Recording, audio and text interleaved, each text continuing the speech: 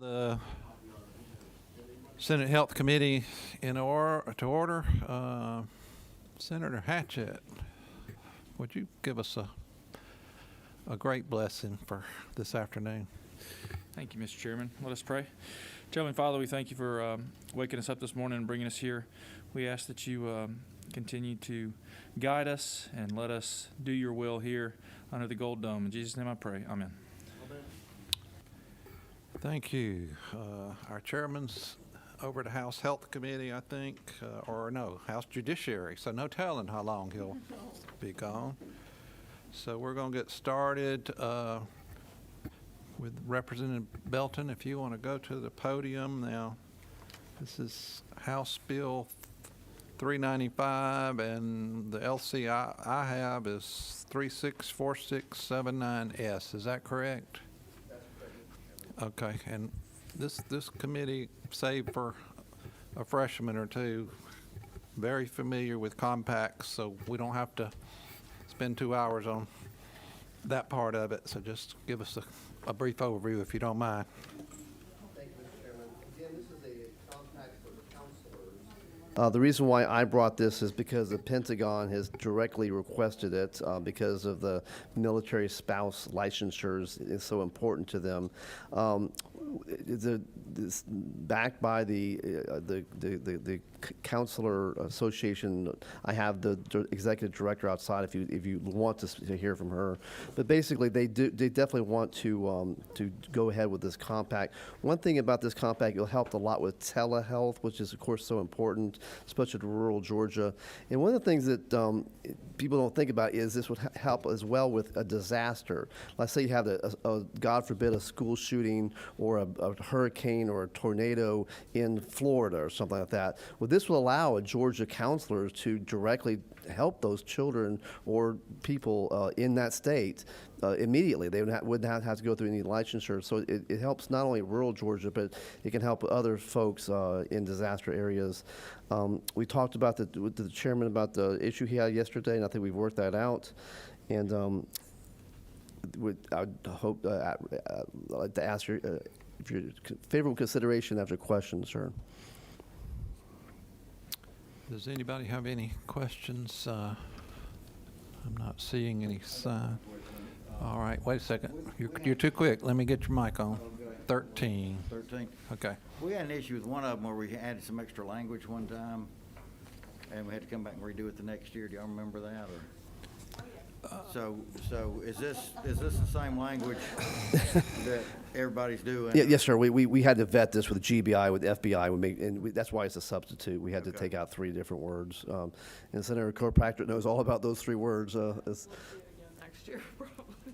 Yeah, I was going to say, if Senator Kirkpatrick didn't pass for this, then I wasn't going to let it go to committee because she is our local expert on compacts. So she worked her behind off trying to get these things right. So, but I don't see anybody else with questions. We do have somebody signed up for testimony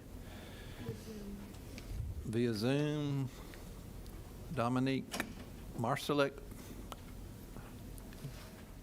Y'all want to give her your attention? Good afternoon, Chairperson and distinguished members of the Health and Human Services Committee. On behalf of the American Counseling Association, representing over 53,000 counselors in the United States, including Georgia, I want to thank you for your support of counseling and mental health services throughout the state and to request a favorable vote on HB 395. Founded in 1952, ACA is the world's largest association exclusively representing professional counselors in all 50 states. The ACA is built on enduring values and a mission that promotes human dignity, diversity, respect, the attainment of quality of life for all, integrity, equity, and inclusion. Removing barriers to access for critical life-saving services in a time of urgent need could not be more important. COVID-19 has exposed unacceptable healthcare disparities throughout our country, highlighting the critical need for services. The question we now face is how to promote accessibility of mental health services safely across the country.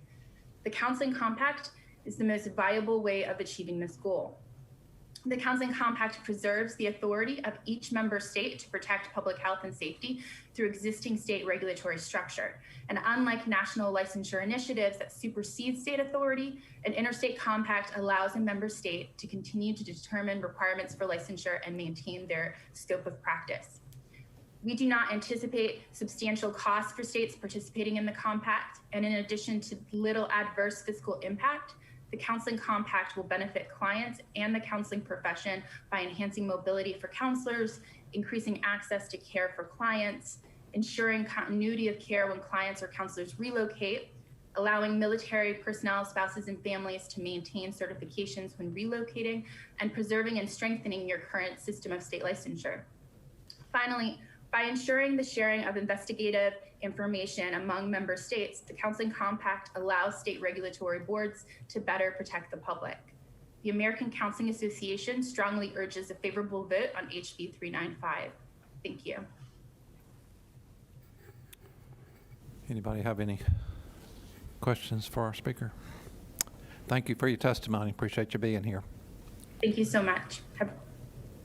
Just like to add, Senator, that if we were to do this, we'd be the very first state to join this compact, and therefore we'd have a seat at the table, be able to make laws, the governance of the other.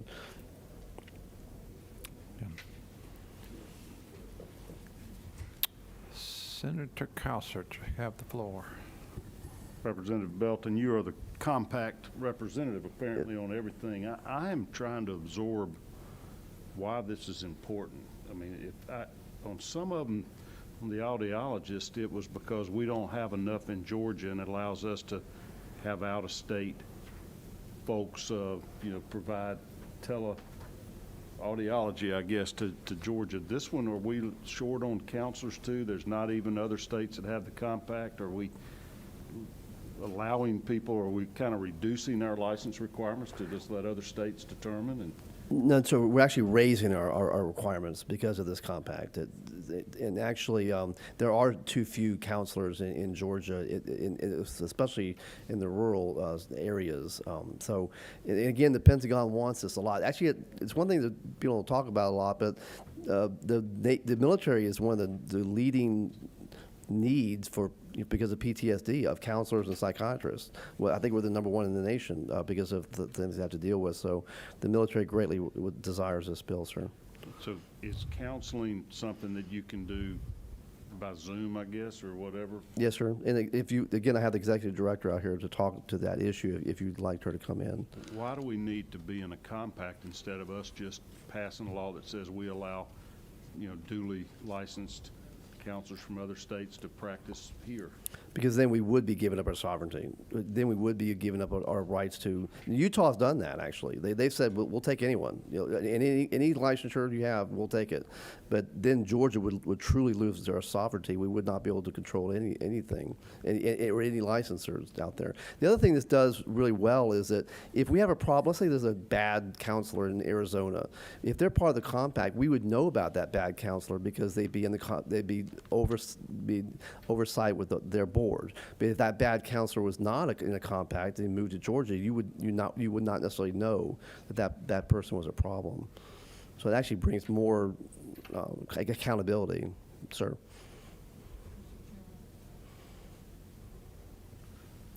Senator Kirkpatrick, you're recognized. I missed the last GORC meeting, and so I know this was on the agenda. Did they make a final recommendation? Yes, sir, ma'am. They recommended we go forward with this. They were just as happy with this as they were the other two. Okay, compacts. and then I just was going to follow up with Senator Kauser's concern. The reason the compacts are useful is that if you're just licensing people from other states, you don't really have access to their information. They don't have, they just check the boxes on their application, but if there's a pending disciplinary hearing or something like that, we don't get that information. So I think that's one of the big reasons that the compacts are helpful, is that they give you access to that information from the other compact states only. The states that aren't in the compacts, you don't get that information. But there are no other states. Well, right, on this one there aren't. But for example, the medical one, there's 35 states in it. And this compact would not be enacted until at least 10 states Right. have done it, but I think 15 are working on it right now.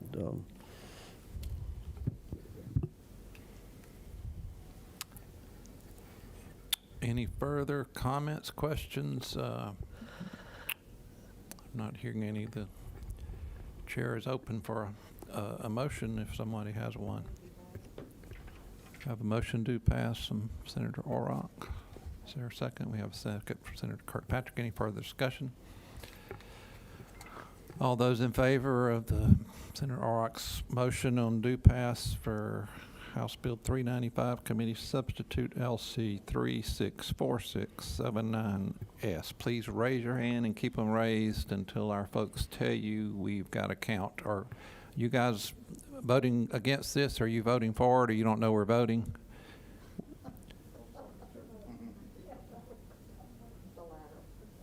Okay. And you're no? Okay, we have one no.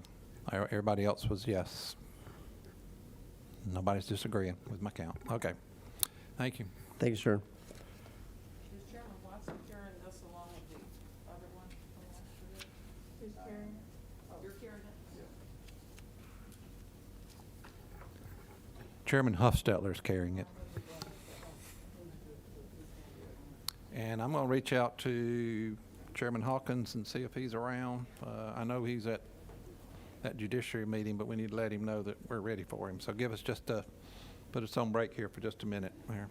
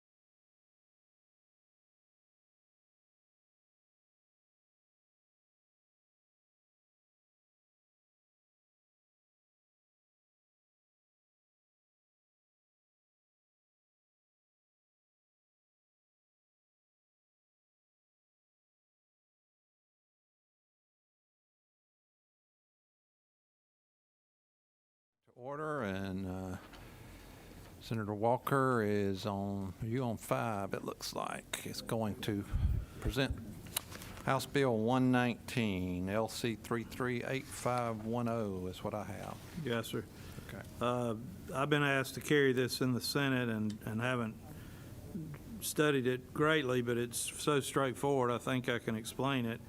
It basically allows chiropractors and physicians to form and jointly own a professional corporation.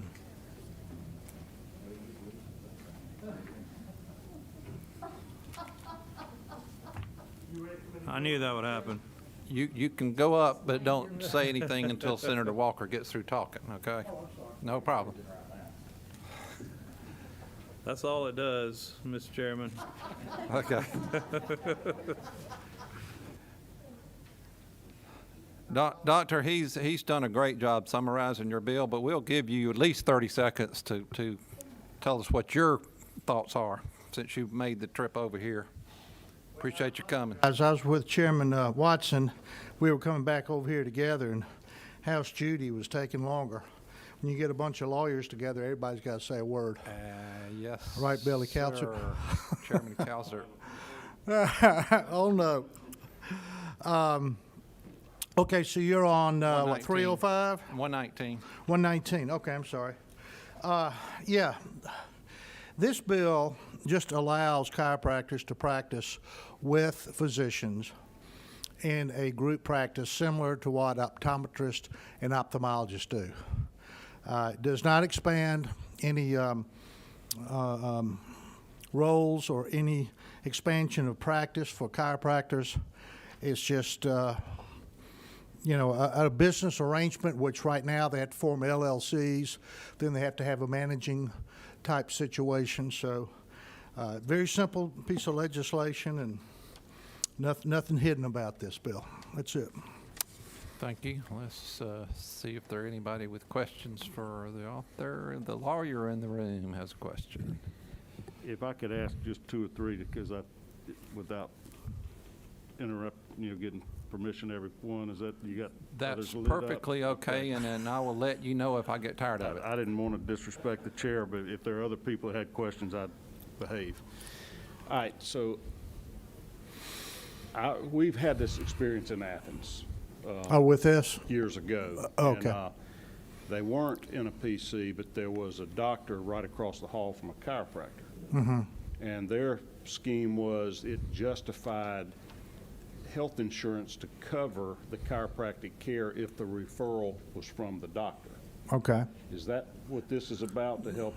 Well, that cover would more be things? part of it. I mean, they can form a business partnership, just like a physician and a physician can now, or a chiropractor and chiropractor can now. They just can't do it together, chiropractor and physician. In my experience, they're pretty significantly different professions. I would imagine the doctors in this room would say, Yeah. chiropractors much less trained, they Yeah. can't prescribe medications. They Right. have a different approach, to healing. Right. Really.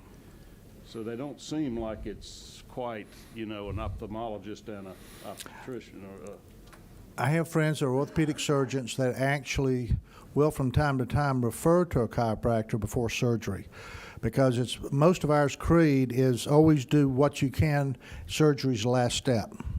So if they feel like the muscles can stay in contraction and they finally get the muscles out, like I'm having right now in Flexoril, once you get the muscles relieved, if the joint's still out of position, the chiropractor can actually realign the joint and it will work. Now, they will realign the joint, muscles are in spasm, muscles win.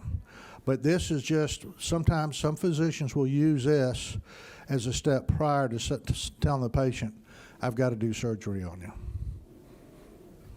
Okay, thank you. Yeah. Senator Kirkpatrick, you're recognized. Yeah, thank you, Mr. Chair. The only question I had, and I've gotten this answered before, but I want to be sure I understand the answer. Certificate of need laws are somewhat particular about single specialty is a category in the surgery center world. And so we made a special carve-out for physiatrists some years ago. I think we've also made a special carve-out for hand surgeons because they can be from different specialties. Right, right. And the chiropractors are not doing surgery, but Right. if the corporation has a surgery center, does this in any way jeopardize their certificate of need? That's all I wanted to know. It would be up to the physician to bring them into their practice. And even then, this is a bill where they can join their business entities. They might not be willing to do that. So this doesn't force anyone to do anything. This is just an agreement between the chiropractor and physician. It's a good question. And if anything changes in the future, I've told the folks who brought me this bill, I'll bring a bill that to undo what they're doing, because I believe patient comes first, and I think this bill works toward that end. Senator Kennedy, you're recognized. Thank you, Mr. Chairman. Representative, forgive me, I'm a little behind reading up on this. So is the joining of a chiropractic practice and a physician's practice currently prohibited? It's not, and Senator Counsel could speak to this better than I can. It's now not in code, so I assume that what they do is they're following code now, and what's been explained to me is the LLCs and that type of thing that they're doing. And this is a direct way that I believe is in code. Senator Counsel would know this probably. Optometrists and ophthalmologists can. I think it's probably somewhere in code. I understand that this is not, and this helps them. Yeah. So I guess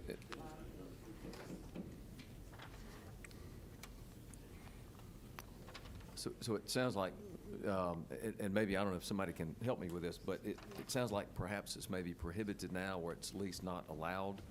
Is that fair? And this would allow that professional association of chiropractors and physicians? I think so. Let me just say this. This was not my bill at on start. I did this bill on the floor. Okay. So I didn't do the heavy research on this. I was just asked to carry it on the floor. But from my understanding, talking to the principals, that this is needed for them to be able to move forward with a joint association with a chiropractor and physician. And we do have somebody from the association, Senator Kennedy, that might be able to answer your question. Okay. And, but I will recognize Senator Orrock, since she at least raised her hand this time. Thank Mr. you. Chairman, okay, after Well- her, I have a few more questions, but I'm happy to wait until after. If you read the bill on the first page, line 10, a professional corporation may practice only one profession, but for the purpose of this chapter. Okay, So thank you. that- It's in law. So I, Okay, well, you're recognized, Senator Kennedy. I'm sorry. Thank you, Mr. Chairman. I thought you were through, so. it's all right, I'm sorry. And Representative, maybe I don't think you're going to know the answer to this based on what you just said, but the purpose of my first question was to follow up and say, what has been the policy objective of the state that has precluded these two professions from joining in the past? Because it's been my impression all along, I say all along, after thinking about this today, that with the exception of certain statutory carve-outs, generally medical professionals aren't allowed to combine their business interest in this way. And so I'm wondering, what is that policy objective, if you know, of why has it been that way, and what are we going to lose by changing it? I've talked to some of the physician groups represented down here at the Capitol, and they have no opposition against this bill either. I think when it happens in different areas, I believe you'll see the physicians as the boss of the corporation. I don't think, we are living in a different time. I mean, we've got these mini spas, and Senator Kirkpatrick has one that addressed that. And unfortunately, we've got pop-up clinics that are owned by corporations hiring physicians and hiring dentists and hiring chiropractors. But I think this is a way that a physician and chiropractor, if they choose to, can combine a practice or be in a corporation together in the same facility, possibly, maybe in different facilities, but just, reduce the wait time, make the referral much easier, and go back and forth and share the information and possibly even share some of the medical records with each other. Thank you, Mr. Chairman. Senator Counsel, you're recognized. So- And Aubrey, I think, is outside, so just, you're on deck. We're going to ask for you to come in just a minute. So if I'm reading it right, a chiropractor could join in a professional corporation with an OBGYN, with an orthopedic hand surgeon, with an anesthesiologist, or a neurosurgeon, no limitation on what type of physician they join together in a professional corporation? Well, again, it would be in the hands of the physician because it takes two to dance. I don't see an OBGYN wanting to have a chiropractor in the practice, but, you know, I don't know. Okay.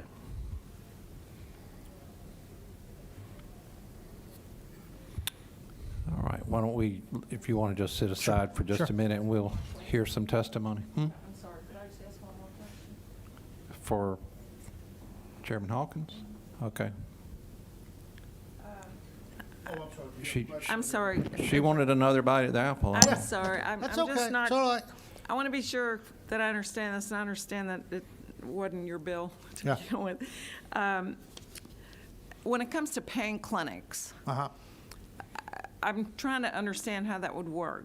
But maybe Dr. Al may have some information about this too, because pain clinics tend to be interdisciplinary, and sometimes they do procedures, and so I just want to be sure this would not become a mess as it regards pain clinics. Do you have any? I have insight no into feeling toward that. Here again, I think the primary driver in this is going to be the physician. That would be the referring specialist or referring doc outside of that office. So I see this as just a benefit for patients going maybe to one place to have both, maybe a benefit for the physician and also maybe for the chiropractor. That's it. I think pain clinics are regulated under another section, and they've got their own specific rules and regulations and code sections. So this, I don't think this would be in conflict with that at all. Just this semi-lawyer's opinion. Mr. Aubrey Valines, let's recognize you if you can come on in. Just a minute, we'll get you.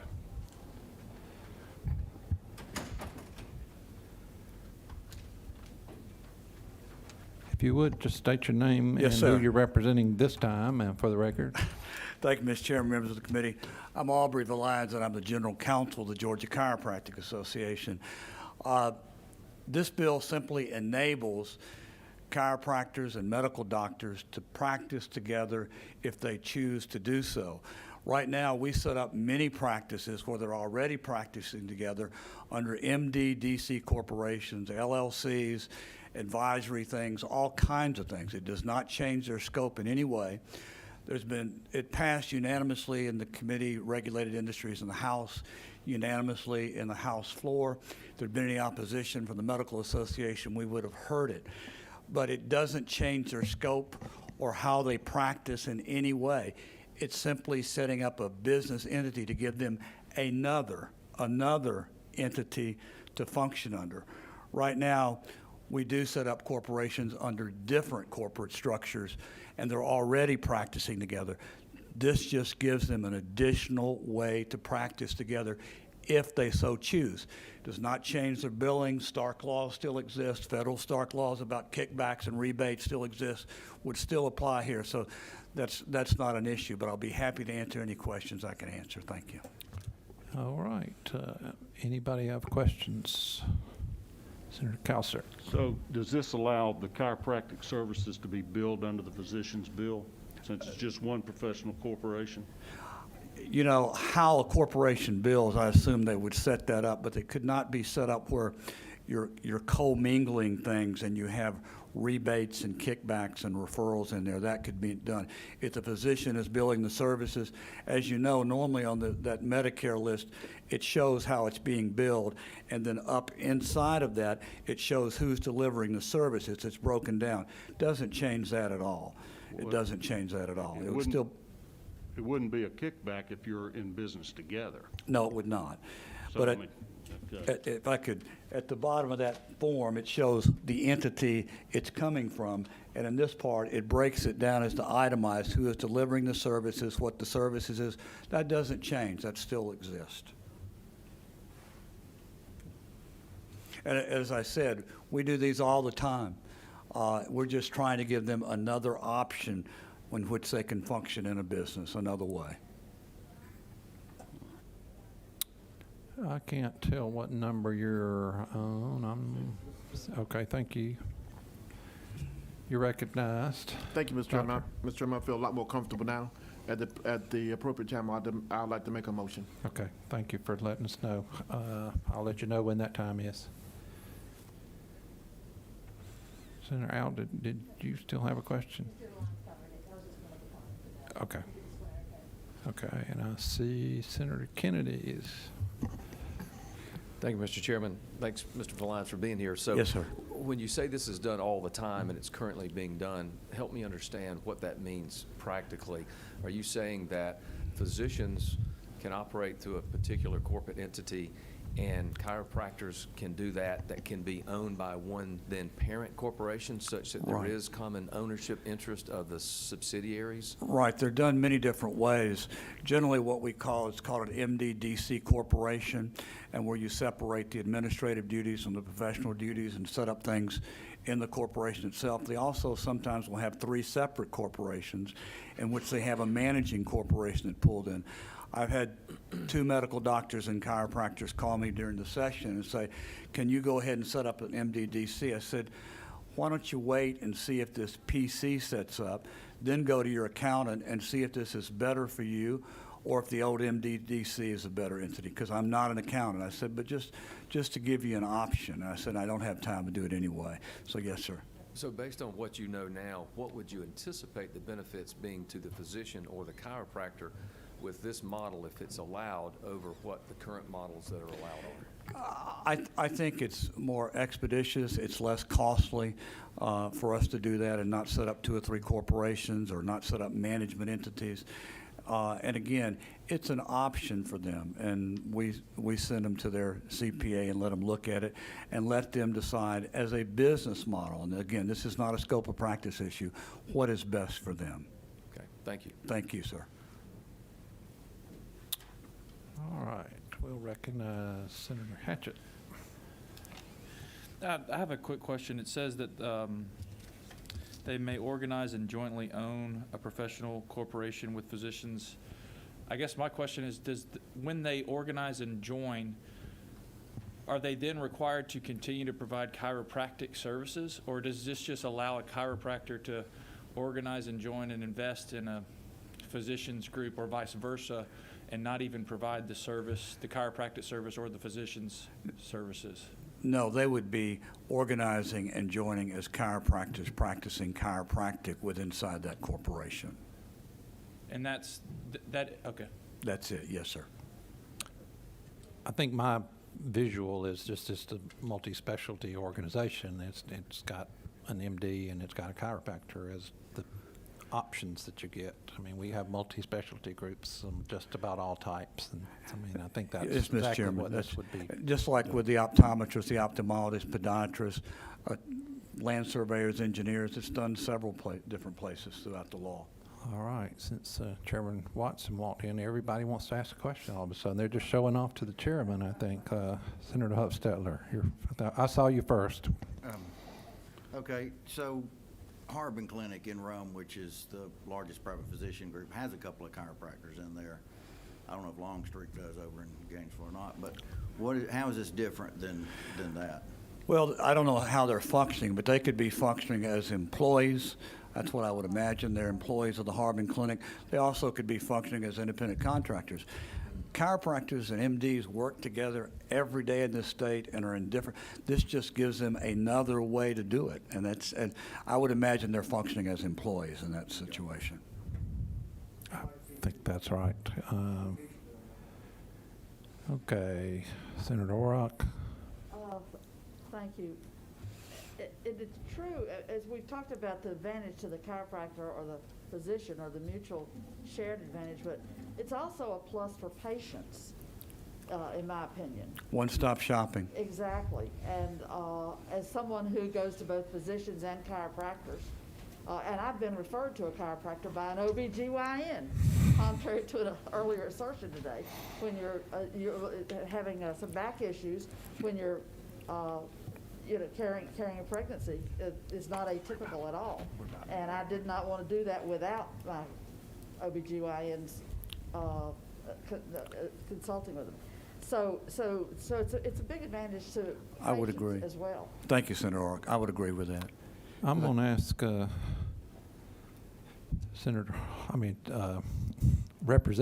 former Senator Hawkins to close up, and Chairman's about ready to move on this bill. So if you have anything to add before we see what the pleasure of the committee is.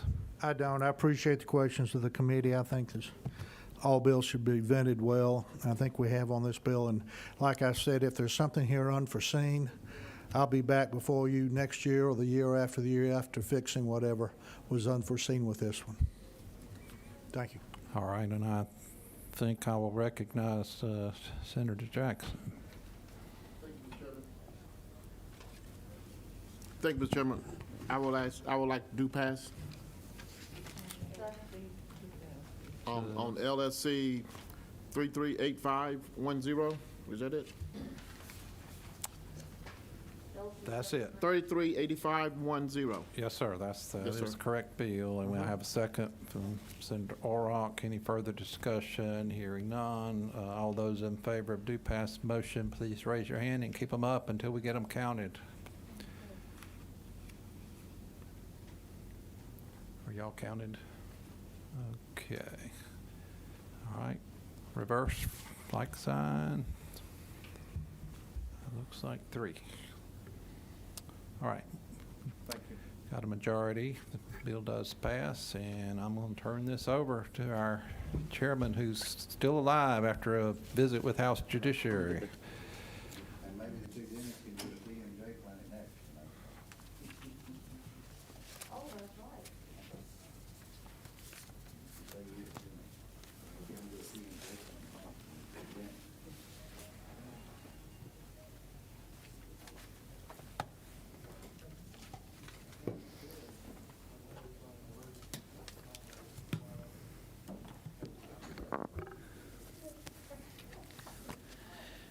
Thank you, Chairman Berg. Appreciate that, and appreciate everybody's patience today. As you know, that we have crossed over, and we're doing Senate bills in the House and House bills in the Senate. So let's proceed with that theme.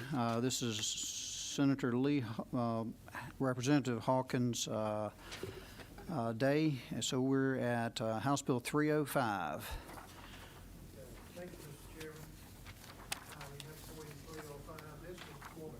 Kind of measure. We passed legislation just a year or so ago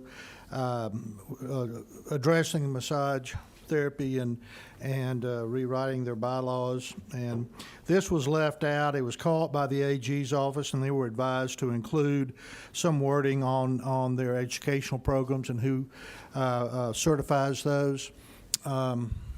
Your own attorney, Regina Quick, was very much involved with this wording, and I think it's very good wording. It's not specific. It leaves the door open for, without naming an organization particularly.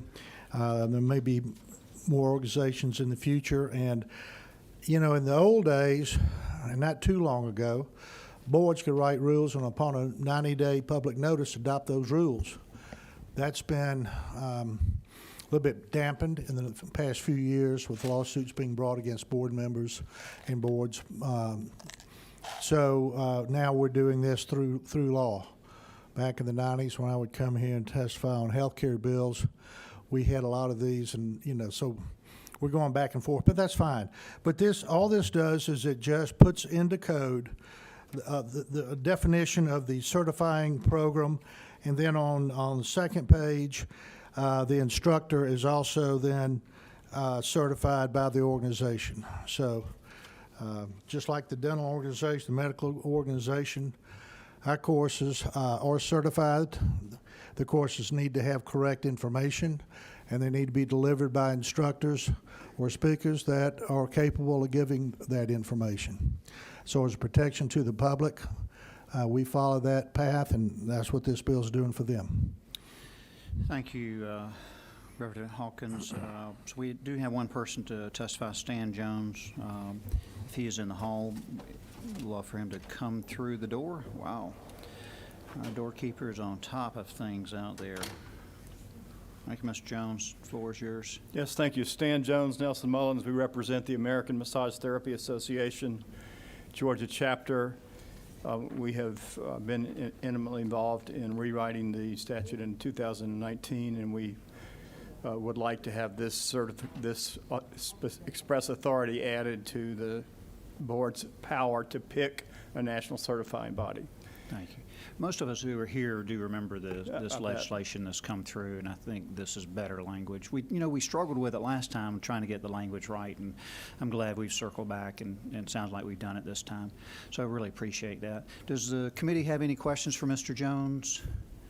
If not, any questions for Representative Hawkins? If not, I'll stand for a motion, or is that a question?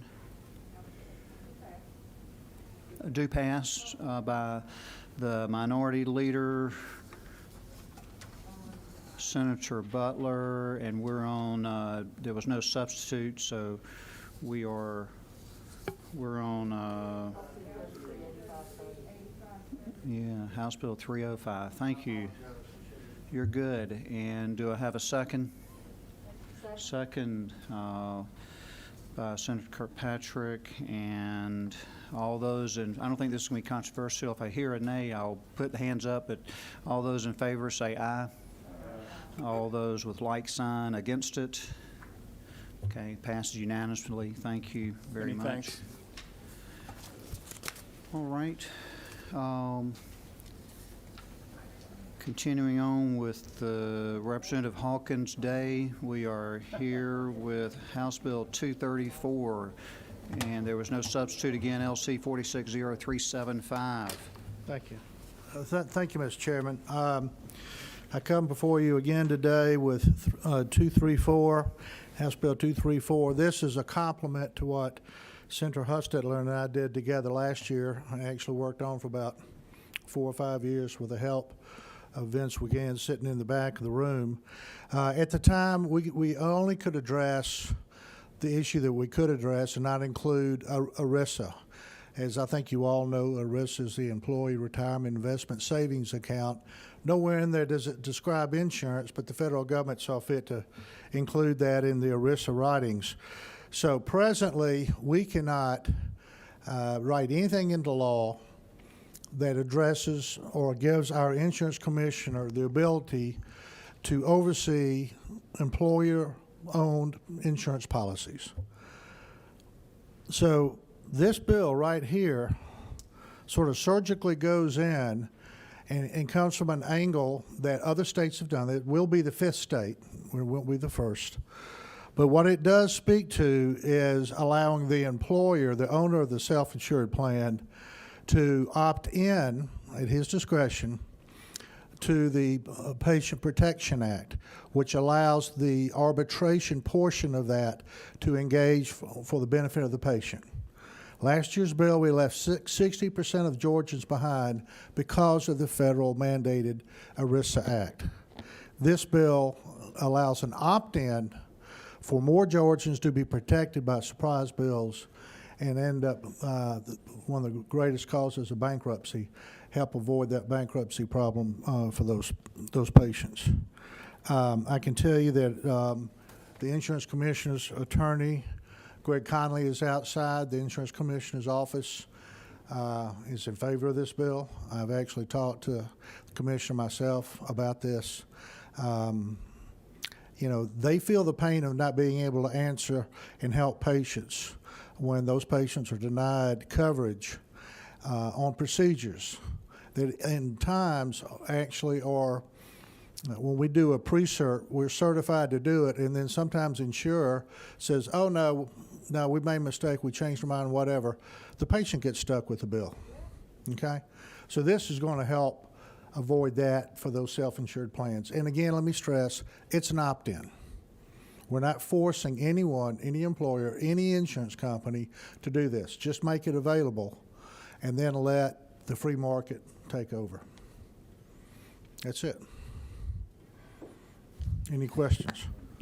So we have the two experts on surprise billing and the legal counsel, and Senator Huffstetler. I'm sorry, all right, I'm going to come back to you. Okay. Go ahead, Senator Huffstetler. You go ahead. I was just going to say, this was floating around out there last year. Washington State had done it. We wanted a surprise bill out there, and we didn't want to get stuck working on this and end up with nothing, with arguments over it. So it was just too new to go ahead on, but it seems to be constitutional in those states that have done Right. it. And so it's really better we did it this way, or we could have possibly gotten nothing last year, but it's very good. And you have a handout, I think. My LA came by with a handout. And in there, it highlights, I don't know if Chairman Watson had a chance to look at it, it highlights the comments by the federal government. And, it works in our favor. This bill has become law and signature of the governor. And if this committee approves this bill, I will make an appointment with the governor. Yeah. Yeah, and, I'm certainly in favor of the bill. Just curious, though, with the other 5 states, was there any early data back on how many companies are actually opting in? I asked that very question, and they said it was too early to really give any kind of analysis. Okay, thank you. There is a rush here, and the reason is, and one of the reasons Senator Huffstetler and I was pushing so hard on the surprise bill, because we knew that no surprise bill was in Congress, didn't know when it was going to pop out. We precluded that, and under the supremacy law, if a state has a law in place, it'll stand. And then if you don't, the federal law, well, they'll come up with a federal law and you'll live with that. They haven't done anything on the ERISA Act. So once we have Plan A in place, which is what we did last year, we can refer to Plan A with the ERISA, and hopefully get it in before Congress meets in 22, or the enactment is signed in 22. That sounds good. Sounds terribly appropriate. I appreciate your handout here. And was anybody wanted to speak on this? Greg Conley, Department of Insurance. He's out there. All right. If you'd like to hear from him. If Mr. Conley would come on down. Here he is. Yes, sir. Thank you, Mr. Chairman, committee members. I'm Greg Conley, Executive Counsel at the Georgia Department of Insurance. I'm here to answer any questions you have about this bill. From our perspective, this dovetails nicely with the new federal law. There's still a lot to be decided on the federal side. 3 federal agencies are going to have to pass regulations pursuant to the new No Surprises Act, so we're still kind of in a holding pattern. But I think this will fit in nicely to cover all Georgians when it comes to surprise bills. And the department is good with this bill, happy with this bill, or neutral on this bill? Or all We are happy with it, Mr. You're Chairman. happy with it? Yes. Thank you so much. Sure. All right. Does anybody have any questions? Senator Kirkpatrick. The Supreme Court just had a ruling not very long ago that actually made certain exemptions to ERISA. I would think that even strengthens the situation with this bill, or does it affect it? It could. That really had to do with laws relating to PBMs, the regulation of PBMs. And because PBMs are not ERISA entities, states can actually regulate them a little more robust regulation than was typically thought. That could play into this bill, but this kind of directly addresses ERISA entities, so I don't know if that case will really have any bearing. Okay. Yeah.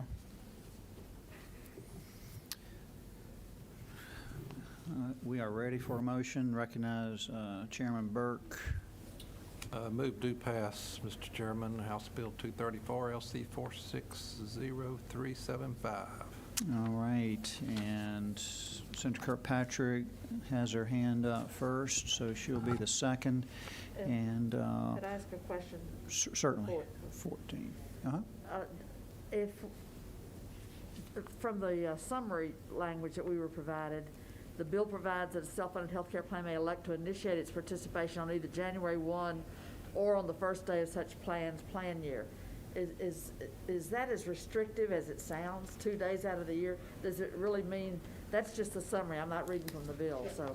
No, that actually is non-restrictive language because you have plans that operate on a calendar year or during the year. So that language addresses that by saying January 1st or on calendar year. So it can come up at any time when the plan has been is going out of date and renewal time occurs. I see. It just, the way it's written, it says on either January 1st of any year or on the first day. Of the renewal. Yeah. Yeah. Isn't that restrictive as the Dickens? I mean, that's No. 2 days out of a year? No, that renewal day may be any day of the year. You just open it up for 364 days. All right, we got a follow-up here, Senator Burt. Yeah. It's hard to Once the understand. plan is renewed, that's a contract, and so Right. you can't change it during the year. You only can change the contract at renewal. Is that what they're trying to say there? Yeah. That's what. That's it's the trying to say. lawyerese. Well, it is, but correct me if I'm wrong, but that's Constitution, right? We can't supersede contracts. Am I wrong on that? Vince Wigan helped me with this bill. He could answer that.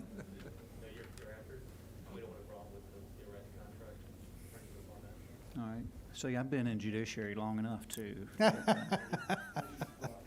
he and that's whispered it to just from today being in judiciary. Gotcha. All right. Well, he whispered his answer to you, but it was not audible to everybody. He confirmed what my thoughts, what I had expressed, which was by Constitution, we can't intercede in contracts. Okay, I'm sorry. Okay. But to your answer, it does open it up for them to be able to do it during the year, not just once a year. That's the reason it's written that way. Thank you, Senator Orrock, for those questions. I think we were in the posture of, if there's no further questions, we'll call the question. All those in favor say aye. All those against, like sign. Passes unanimously. So, such an efficient committee. What's that? Oh, yes. Senator Hawkins, you got some people to help you out on the Senate floor carrying that legislation? Senator Hostetler is going to be carrying that piece. Senator Mullis is going to be carrying the massage legislation. And the Senator Walker is the 305. Walker, who's doing 19? Mullis. Oh, maybe I'm not looking at my paper right now. The chiropractor is being done by Senator Walker. The massage is being done by Senator Mullis. And 234 is being done by Senator Hofstetler. How's that? Y'all want to re-vote on this? Yes, Senator Walker. Evidently, the chiropractor bill is going to be a lot heavier lift than I was told, and I may need my back may end up hurting. You might have to get a consult. We appreciate it. Well, maybe Mullis can massage your back. How's that? It's okay. Meeting adjourned quickly.